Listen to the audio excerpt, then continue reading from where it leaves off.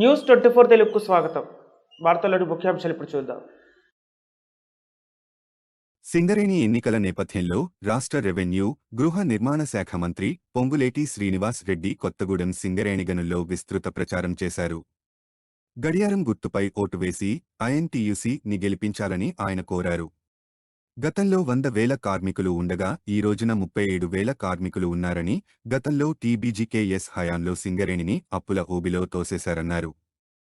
Aswaraopeta MLA జారే Adinarayana INTUC నాయకులతో విస్తృత ప్రచారం చేశారు.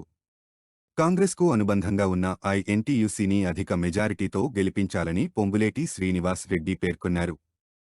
సింగరేణి దినోత్సవం రోజున సెలవుగా ప్రకటించారు.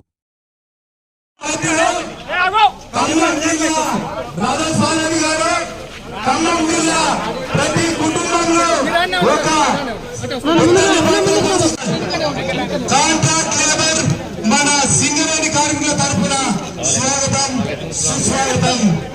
మీ రాకకై, మీ మాటకై ఇక్కడ కొన్ని రోజుల నుంచి ఎదురు చూస్తున్న ఈ కార్మిక వర్గానికి అప్పుడు అందరము అన్ని సమస్యలను పరిష్కరించుకుంటామని అన్న రాకకై ఎదురు చూస్తున్న కార్మికుల అందరి తరఫున ఇక్కడ 6 గ్యారెంటీలు కాదు, మొన్న సీనన్న ఒక 7వ గ్యారెంటీ ఇచ్చారు. అది మీకు ఇప్పుడే మీకు ఆల్రెడీ చెప్పాము. 20 డిసెంబర్ 23వ తారీఖు జాయిన్ వాళ్ళందరికీ స్వాగతం తెలియజేస్తున్నా. ప్లీజ్ ప్లీజ్ ప్లీజ్ అందరూ ఒక్క నిమిషం.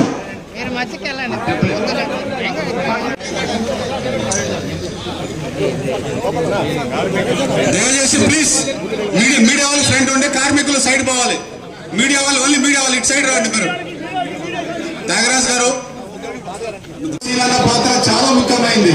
అందుకనే ఈ రోజు ఒక పెద్దన్న పాత్రలో గెలిపించుకోవడానికి నాయకులు తిరుగుతున్నారు.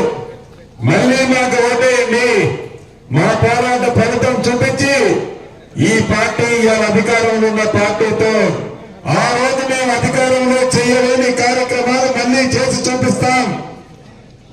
అధికారంలో ఉన్ననాడే మీరు చేయలేకపోతే, అధికారంలో ఉన్ననాడే మీరు ఇచ్చిన మాటలు కార్మికులకు ఇవ్వలేకపోతే, ఇక అధికారం లేనప్పుడు కేవలం వాగ్దానాలకే పరిమితం అవుతారు తప్ప కార్మిక సోదరులకి మీరు ఇచ్చిన హామీలు ఎలా నిర్వహించగలుగుతారో అని ఈ వేదిక ద్వారా గత ప్రభుత్వంలో ఉన్న నాయకుల్ని ప్రశ్నిస్తున్నాను.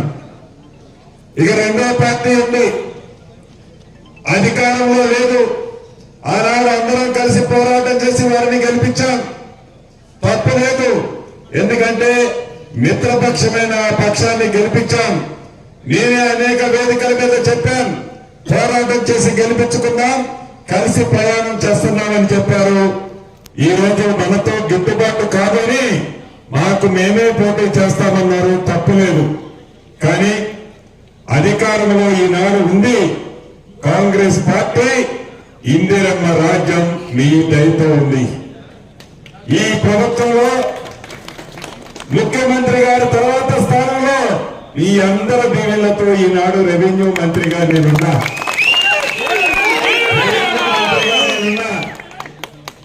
నా గురించి ప్రత్యేకంగా మీకు చెప్పనవసరంలా, ఒక మాట ఇస్తే, ఒక మాట అంటే, ఒక భుజము తడితే ఎన్ని కష్టాలు వచ్చినా, ఎన్ని ఇబ్బందులు వచ్చినా, ఎన్ని ఒడదడుగులు వచ్చినా నా నమ్ముకున్న కార్యకర్త కోసం, నా నమ్ముకున్న కార్మికుడి కోసం, నాతో పయనించే వాళ్ళ కోసం ఎన్ని కష్టాలైనా అనుభవించి వారిని తుదిదాకా తీసుకెళ్లే బాధ్యత తీసుకునే మనస్తత్వం అని మీ అందరికీ తెలియదు కాదు. శ్రీరన్న దగ్గర మీకుండే స్థానం మీకు తెలియంది కాదు. ఏ మధ్యవర్తి అవసరం లేదు. శ్రీరన్న ఏ రోజు ఏ వ్యక్తి దగ్గర ₹1 ఆశించి పని చేయడు అనే సంగతి కూడా మీకు తెలుసు. మాయ మాటలు చెప్పరు అని కూడా మీకు తెలుసు.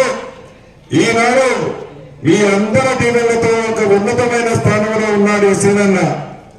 ఈ సీనన్న మీకు సేవలు చేయాలి అన్నా, మీకు మంచి చేయాలి అన్నా, ఈనాడు అధికారంలో ఉన్న కాంగ్రెస్ పార్టీ అనుబంధ సంస్థ అయిన ఐఎన్టీసీకి ఓటేస్తే ఉపయోగం ఉంది తప్ప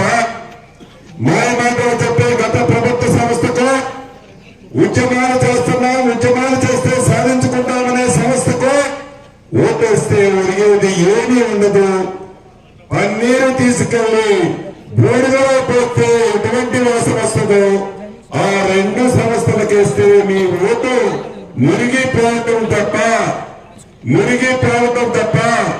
ఒరిగేది ఏమీ లేదని ఈ వేదిక ద్వారా నా కార్మిక సోదరులకు చెప్తూ, ఎవరిని ఇందులో ఉన్న రాష్ట్రం కాంగ్రెస్ పార్టీ మీ సేనన్న మీ తరఫున ఏమైనా సంతకం పెట్టాలన్నా, నా కార్మిక సోదరులకు మంచి చేయాలి అన్నా, నా కార్మిక సోదరుల కుటుంబాల్లో వెలుగు నింపాలి అన్నా, నా కార్మిక సోదరుల మనసులో కష్టాలని నెరవేర్చాలి అన్నా, కాంగ్రెస్ పార్టీ అనుబంధ సంస్థ ఐఎన్టీసీ గుర్తు గడియారం గుర్తు మీద 4వ నెంబర్ మీద మీ అమూల్యమైన ఓటు ఇక్కడున్న నా కార్మిక సోదరులే కాదు, ఇక్కడికి రాని కార్మిక సోదరులు వేలాది మంది ఉన్నారు.